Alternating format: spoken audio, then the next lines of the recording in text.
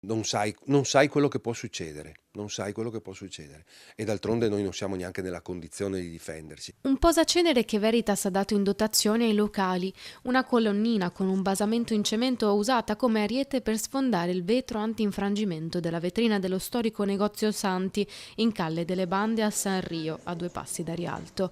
A preoccupare il proprietario la gravità del fatto, dopo quasi 60 anni di attività che si tramanda da 3 generazioni, l'assoluta sorpresa di trovarsi alle 2 di notte con il negozio derubato degli orologi esposti. Per noi sono 20.000 euro di merce circa che sono stati portati via, più il danno della vetrina antisfondamento. Spaccate che sono sempre più frequenti a Venezia, in centro storico, atti per cui Ascom Confcommercio lancia un vero e proprio allarme. I nostri associati ci telefonano continuamente che c'è questa situazione un po' grave, si è concentrato questo mesetto diciamo, con spaccate sia non solo qui ma anche a Giudecca, anche nella zona di Rialto, gelaterie o ristoranti e altri tipi di negozi. Non solo Rialto dunque, ma ad essere colpito è tutto il centro storico. La sensazione è che chi ruba nei negozi lo faccia per rivendere in fretta la merce sottratta. L'apparenza è che siano legati a un ambiente della droga o che, perché la tipologia dei furti, queste cose veramente improvvisate, fa pensare a quello. Venezia che di giorno è troppo affollata, tra gente che bivacca ad ogni angolo, cali colme di persone, mentre di notte si svuota e diventa una sorta di città fantasma,